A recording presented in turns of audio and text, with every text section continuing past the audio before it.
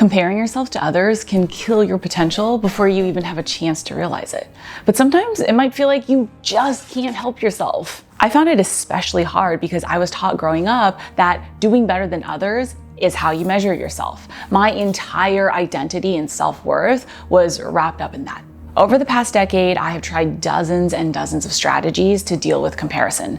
Most didn't work for me, but a few have made a massive difference. Let's start with addressing the biggest problem. Even knowing how negative comparison is, why can it feel so hard to stop? According to evolutionary psychology, it's because we're programmed to compare. Back when human tribes were small, we ran the risk of getting cut off if we were weaker, slower, or heavier than our peers. I found that knowing the science helps because then we can decide, I know why my brain works like this. Now I can choose a different path to take. I once asked a friend of mine who just bought a $3 million home, do you ever wish you could afford a $10 million home? I'll never forget what she said.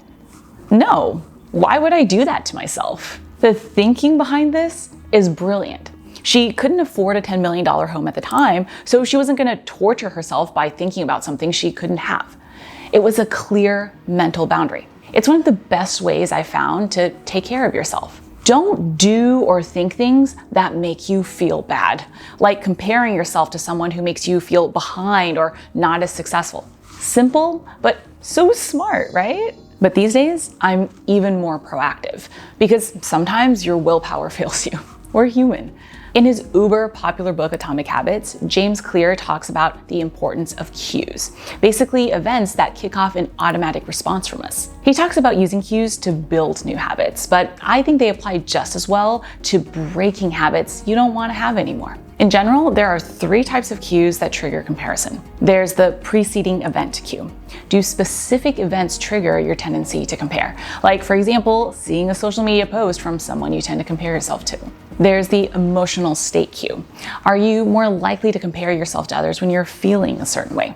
I know when I'm having a bad day, I tend to lump it on so I can make myself feel even worse. There's also the other people cue. Does being around certain people trigger your tendency to compare? Once you know your triggers, you can either do your best to avoid them. Like for me, I unfollow anyone who triggers my need to compare. Or you can use them to build a new habit.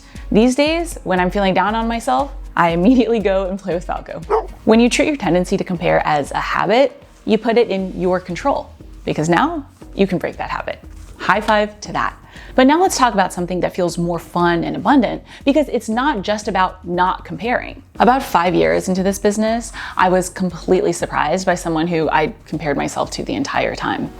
It had looked like she was doing so well and growing so fast. She was much further ahead than me, but one day she just shut down her business. She'd grown too fast and burned out. If I'd grown as quickly as her, I might have burned out too. It makes you think, would I really sacrifice my big dreams just because they're a little slower than I would like for that faster gratification? In that light, the answer is of course not. But it definitely wasn't obvious back then. That's why now I like to play this game with myself.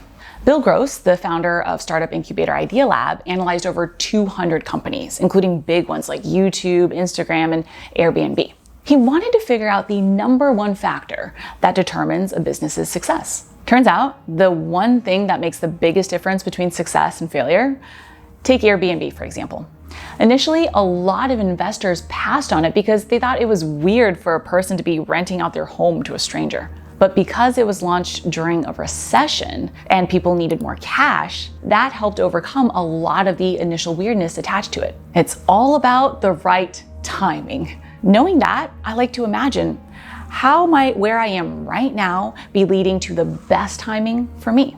Why might everything be working out perfectly? This gets my head straight so I don't get in the way of my timing by giving up or self-sabotaging. But I'm also an imperfect human being just like all of us. It's one thing to know what's best for you, it's a whole other thing to stay the course. During my first few years in this business, I wasted so much money trying to grow faster.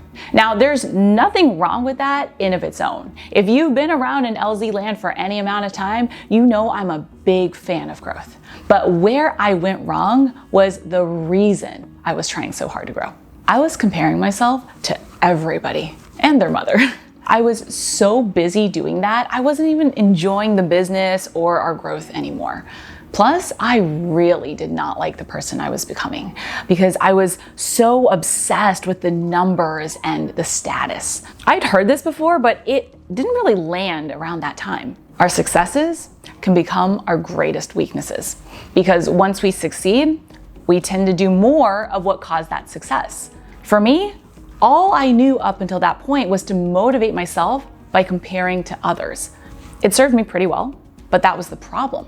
I was so scared that if I stopped doing that, I would lose my motivation and success. But I was so unhappy, I was willing to try anything. I said, for a year, I'm not gonna focus on the numbers at all. I'm just gonna do what feels fun. That year, we grew the most. Here's what I think happened. I believe that when we tap into what we enjoy, that's how we naturally grow the most. Because a good business is simply an extension of your gifts and you sharing them with the world. These days, I focus on creating the most valuable, fun content I can because that's what I enjoy the most. The more I follow that joy to motivate myself, the more we grow. And the less I also care about how others are doing because you're too busy enjoying your life to worry about comparing yourself to others. But if you're still tempted to compare, then there's one other thing you can do to pull yourself out because success doesn't happen in a vacuum. Every person you're comparing yourself to, what they have is the result of who they are and what they've gone through. I know I tend to forget that when I'm in comparison mode, but instead of thinking, I wish I was as successful as whomever, you also have to ask yourself, do I also want all the other things, including the bad that they have in their life? Do I want to be with the person they're with? Do I want to have to work as hard as they do? Credit for this aha has to be shared with one of my former clients. She asked me what it took to get my business past its first 5 million. I don't hold anything back, so I told her. I had to learn a lot about marketing, sales, systems, and team. I had to work on my own money mindset. I wasted hundreds of thousands of dollars on trial and error. The funny thing is, right around there, she stopped me. She said, "Oh, I'm not willing to do all that." But because she shifted from 2D mode, comparing just the success factor, to 3D mode, taking into account all the things it takes to have that success, she realized she was not gonna play that comparison game. You just gotta give yourself all the facts so you can make the best decision for you. You're gonna get those facts in this next video, 7 money rules to make your first million.